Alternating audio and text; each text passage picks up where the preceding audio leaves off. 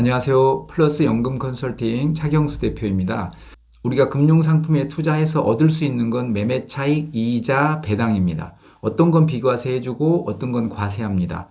같은 상품이라도 슈드를 미국 직투하느냐, 국내 상장된 K-슈드인 미국 배당 다우존스에 투자하느냐에 따라 다르고 S&P 500을 투자하는데 일반 계좌냐, 연금 계좌냐에 따라서도 세금이 다릅니다.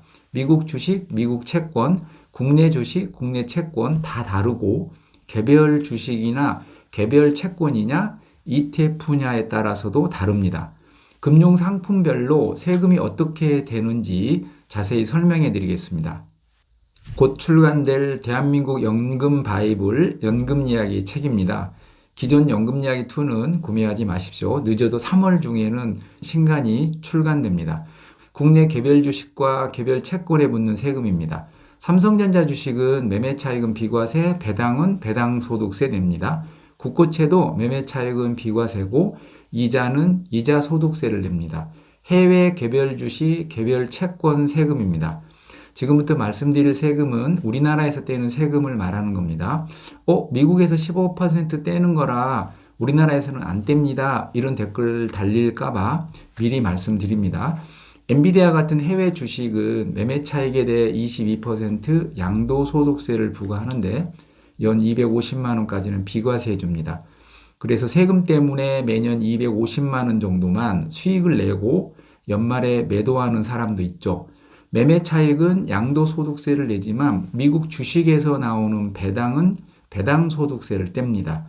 양도소득은 금융소득으로 잡지 않습니다. 미국 국채에 붙는 세금입니다.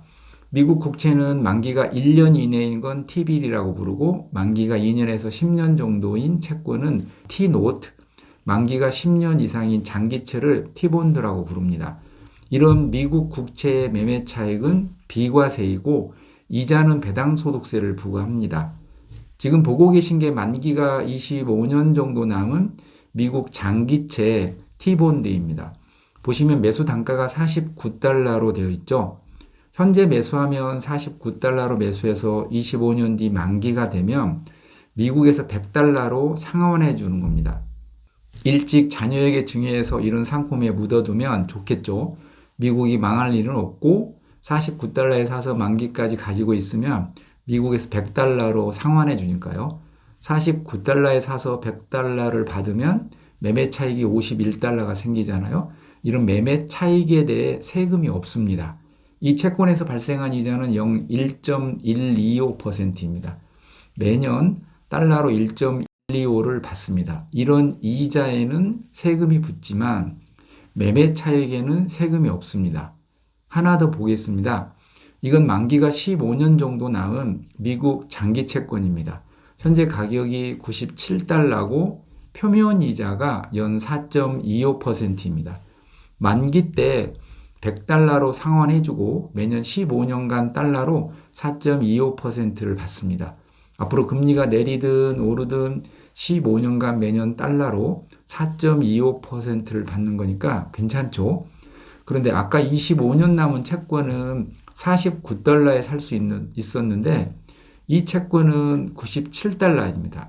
이건 매매 차익은 많이 나지 않는 겁니다.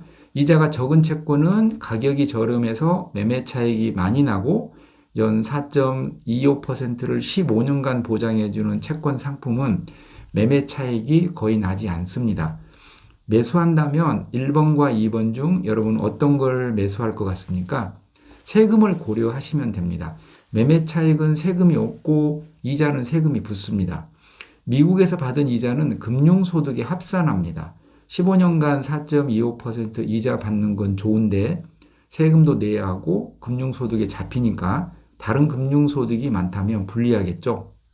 이렇게 세금이 중요한 사람이나 초장기로 들고 갈 사람은 이자는 적고 가격이 반값인 채권을 사는 게 유리하겠죠. 증권사 주식계좌에서 온라인으로도 매수할 수 있습니다. 물론 25년간 또는 15년간 만기까지 보유해야 하는 건 아닙니다. 중간에 매도는 할 수 있습니다. TLT 같은 ETF에 비해 매도할 때 약간 불편하지만 만기까지 꼭 가져가야 하는 건 아닙니다. 개별 주식과 채권은 이렇고 이제 ETF에 붙는 세금 알아보겠습니다. 국내 주식형 ETF 매매 차익은 비과세이고 분배금은 배당소득세 부과합니다. 국내 상장 미국 ETF인 미국 배당 다우존스와 국내 상장 미국채 ETF인 에이스 미국 30년 국채의 매매 차익과 분배금은 배당소득세를 냅니다. 주식에서 나오는 배당이나 미국 채권에서 나오는 이자도 ETF에서는 분배금으로 줍니다. 그래서 채권 ETF에서 나오는 분배금도 배당소득세를 부과합니다. 해외 상장 ETF에 붙는 세금입니다. 슈드나 미국 장기채 ETF인 TLT의 경우 매매 차익은 양도소득세, 분배금은 배당소득세를 부과합니다. 참고로 ETF의 경우 매매 차익이든 분배금이든 미국에서 원천 징수는 하지 않습니다. 슈드와 TLT의 매매 차익은 합산해서 연 250만 원까지는 비과세 하는 겁니다. 지금까지 소개해드린 금융상품 중 금융소득 종합과세에 잡히는 건 어떤 상품인지 알아보겠습니다. 삼성전자 같은 국내 개별 주식 배당금, 코덱스 200 같은 주식형 ETF의 분배금, 국고채권 20-2 같은 채권 이자, 국고채 10년 ETF 같은 채권 ETF의 분배금, 타이거 미국 배당 다우존스 같은 국내 상장 해외 ETF 분배금은 모두 금융소득에 합산합니다. 미국 금융상품에서 발생한 분배금과 이자도 금융소득에 포함되는 게 있습니다. 엔비디아 같은 개별 주식의 배당금, 슈드와 같은 주식형 ETF의 분배금, T본드 같은 미국채 이자와 TLT 같은 채권 ETF 분배금도 비록 미국에서 받았지만 우리나라 금융소득에 잡힙니다. 세금과 건보료에도 노출되겠죠. 연금계좌인 연금저축펀드나 IRP에서는 해외에 상장된 상품은 매수할 수 없습니다. 국내 상장 토종 금융상품이나 국내 상장 해외 ETF는 거래가 가능합니다. 연금계좌에서 운용하면 매매 차익이든 분배금이든 이자든 수익이 발생해도 당장은 세금을 떼지 않습니다. 당장 15.4% 낼 걸 먼 훗날 연금 탈 때 5.5% 연금 소득세만 내면 됩니다. 늦게 내고 3분의 1 수준으로 내는 겁니다.